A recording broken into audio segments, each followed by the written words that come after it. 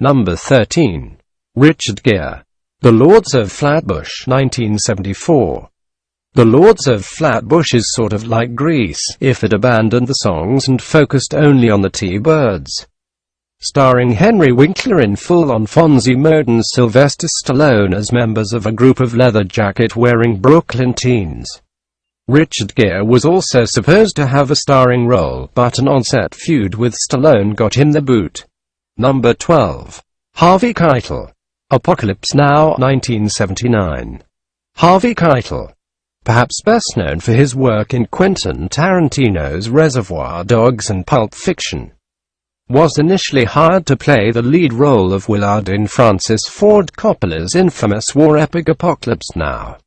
Coppola had been impressed by Keitel's work in Martin Scorsese's Mean Streets.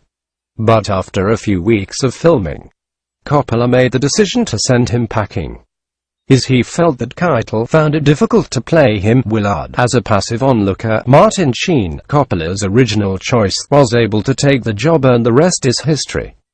While Keitel harbors no ill will towards Coppola for his dismissal, considering that Sheen almost died while making the film from the stress of it all, his firing may have been a blessing in disguise. Number 11. Terrence Howard. Iron Man 2, 2010. While Terrence Howard wasn't exactly fired from his role as Colonel James Rhodes in Iron Man 2, the behind-the-scenes turmoil between him and Marvel Studios was messy. Howard initially signed on for a 3-picture deal with Marvel and was actually earning more than Robert Downey Jr. at the time. Remember, this was before Downey could command a $50 million payday, like he did for the Avengers. Once Iron Man blew up at the box office, Marvel reportedly went to Howard and offered him 1/8 of what he was supposed to earn for Iron Man 2, claiming that the film would be a success with or without his involvement. An understandably jilted Howard walked from the project and claims that the money that was supposed to go to him was instead offered to Downey. Given Marvel's reputation for being very frugal when it comes to actors' salaries, it's no surprise that this wasn't the last time an actor was forced off one of the films, as you'll see later in this list. Number 10. Anne Hathaway. Knocked Up, 2007. Directed by Judd Apatow, Knocked Up was a huge hit when released in 2007. The R-rated comedy grossed more than $200 million worldwide.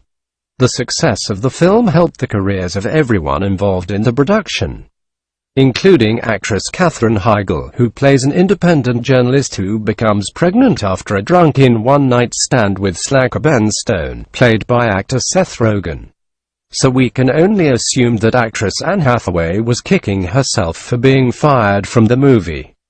Originally cast as journalist Alison Scott, Hathaway was let go by director Judd Apatow after she complained about the birthing scenes in the movie being too graphic. Katherine Heigl was brought in and the rest is history. However, despite this career setback, Anne Hathaway bounced back by winning the Best Supporting Actress Oscar for the movie Les Miserables, released in 2012. Number 9. James Remar. Aliens, 1986. James Remar is a character actor best known for playing the bad guy Albert Gans opposite Nick Nolte and Eddie Murphy in the 1982 movie 48 Hours. And while James Remar has had a solid career in supporting roles, notably on TV shows such as Sex and the City and Dexter, he never achieved leading man status or stardom. However, things might have been different for James Remar had he not been fired from the 1986 blockbuster movie Aliens. Cast as heroic Corporal Dwayne Hicks, Remar was fired after clashing on the set with director James Cameron. He was replaced in the role of Hicks by actor Michael Biehn, who had previously worked for James Cameron on the original Terminator, 1984. James Remar has since blamed a drug problem he had back in the 1980s for his behavior on the set of Aliens. As for actor Michael Biehn, he continued his fruitful relationship with James Cameron in 1989's The Abyss. Number 8. Anthony Michael Hall. Full Metal Jacket, 1987. Director Stanley Kubrick is famous for taking extensive time to both film and complete his movies. He took a full year to film his 1975 epic Barry Lyndon before dragging the miles of footage he shot into an editing room. And Kubrick was known for bringing actors to tears by making them perform dozens of takes of a particular scene. Some scenes in the 1980 film The Shining were filmed more than 50 times.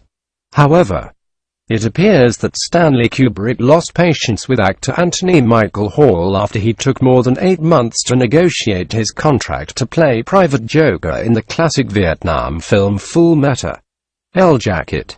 One would think that Anthony Michael Hall, who up until the point had been cast as nerds and losers in films such as 16 Candles and Weird Science, would have jumped at the chance to star in a war movie directed by Stanley Kubrick. But his repeated changes to his contract were too much for Kubrick, who let Hall go and hired actor Matthew Modine to replace him. Anthony Michael Hall has since gone on to have minor roles in films such as The Dark Knight, where he played a television reporter. Number 7. Jean-Claude Van Damme. Predator, 1987.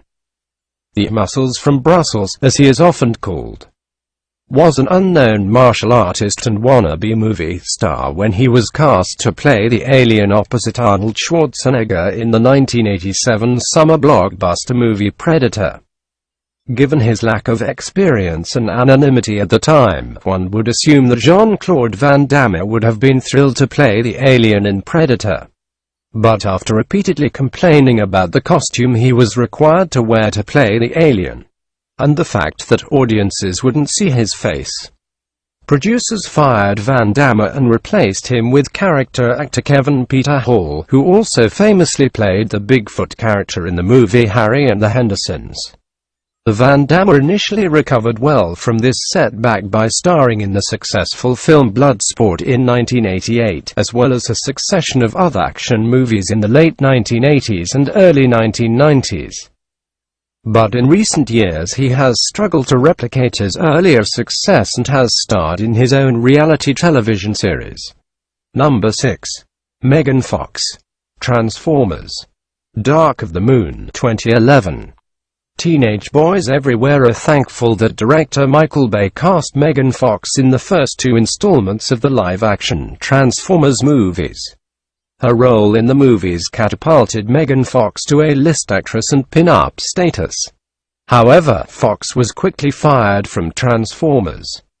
Dark of the Moon during production after she compared director Michael Bay to Adolf Hitler in an interview with a British journalist. While Michael Bay took the comments in stride, the movie's producer, Steven Spielberg, took exception to the remarks and apparently ordered Bay to let Megan Fox go. While she hasn't completely disappeared from movie screens, and was seen last year in the Michael Bay-produced Teenage Mutant Ninja Turtles movie, it is fair to say that Megan Fox's star trajectory in Hollywood was hurt by her poorly conceived comments. Number 5. Ryan Gosling. The Lovely Bones, 2009. Based on a critically acclaimed and popular novel, and directed by Peter Jackson, The Lord of the Rings trilogy, The Lovely Bones was a highly anticipated movie when it went into production. Ryan Gosling was cast as a grieving father whose teenage daughter is murdered in the film. A true method actor, Ryan Gosling went so far as to gain 60 pounds for the role, as well as grow a massive beard. However, after clashing with director Peter Jackson, Gosling was fired from the movie and replaced by the more affable Mark Wahlberg. In hindsight, Gosling may have dodged a bullet by being dumped from the production. The Lovely Bones was largely panned by critics upon its release and did not do well at the box office, making it a rare miss for director Peter Jackson. Number 4. Sylvester Stallone. Beverly Hills Cop, 1984. Nobody knows the value of a movie franchise like Sylvester Stallone, who counts Rocky, Rambo and The Expendables as his bankable film series. So it must be with some chagrin that Stallone looks back on his experience with Beverly Hills Cop. Originally cast as wisecracking Detroit police officer Axel Foley, who was transplanted to posh Beverly Hills, Stallone took issue with the comedic elements in the movie. This should not be surprising if anyone has seen Stallone's attempts at comedy. Stop. or my mom will shoot anyone. Director Martin Brest reportedly tolerated Sylvester Stallone's requests up to a point. But when Sly took it upon himself to rewrite the script, he was fired and replaced by funnyman Eddie Murphy. Beverly Hills Cop was the top-grossing movie of 1984 and spawned 2 sequels. A 4th Beverly Hills Cop film was announced earlier this year, and a television show based on the movies is now in production. Number 3. Edward Norton. The Avengers 2012. Blockbuster movies don't come much bigger than 2012's The Avengers. Featuring an all-star cast playing Earth's mightiest heroes, the first Avengers movie grossed $1.5 billion at the global box office and more on home video. So we can only imagine how actor Edward Norton felt when he wasn't cast in the movie as scientist Bruce Banner, aka the Hulk. After all, Edward Norton had successfully played the character in the 2008 film The Incredible Hulk, which earned nearly $265 million in global ticket receipts. But with reports circulating that Edward Norton was difficult to work with and regularly threw temper tantrums on the set of The Incredible Hulk, director Joss Whedon opted instead to cast actor Mark Ruffalo as Bruce Banner, the Hulk. Edward Norton can take some consolation in the fact that actor Eric Bana, who played the title character in the 2003 Misfire Hulk, was also not asked to reprise the role. Number 2. Stuart Townsend. Lord of the Rings 2001. Most moviegoers don't know the name Stuart Townsend. However, the Irish actor might be more familiar to audiences had things worked out differently on the Lord of the Rings trilogy.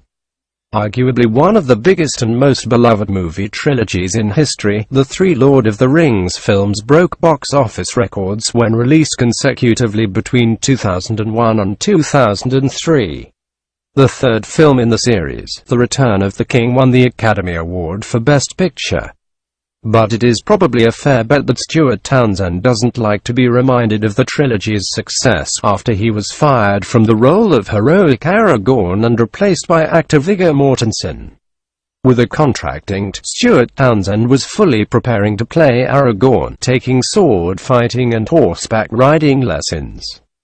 However, at the last minute, producers of the movies decided the then 29-year-old Townsend was too young for the part and cast Viggo Mortensen, who is 14 years older than Townsend, in the key role of Aragorn. Stuart Townsend has since worked mostly in television. Number 1. Eric Stoltz. Back to the Future 1985. While not a household name or major star, Eric Stoltz is a well-regarded actor who has been in some decent movies during his career, including Mask, Jerry Maguire, and Pulp Fiction. However, Stoltz never really achieved leading man status after he was fired from the iconic role of Marty McFly in Back to the Future and replaced by Michael J. Fox.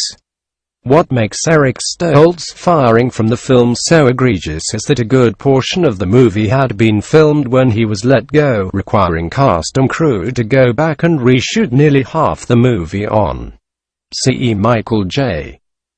Fox was hired. Director Robert Zemeckis acknowledges that Eric Stoltz gave the part all that he had. But when producers, who included Steven Spielberg, saw early footage of the film, they concluded that Eric Stoltz just wasn't funny, and ordered that he be fired and replaced with Michael J. Fox, who was then starring on television comedy Family Ties. 2 Back to the Future sequels followed and Michael J. Fox never looked back. If only Eric Stoltz had his own time machine.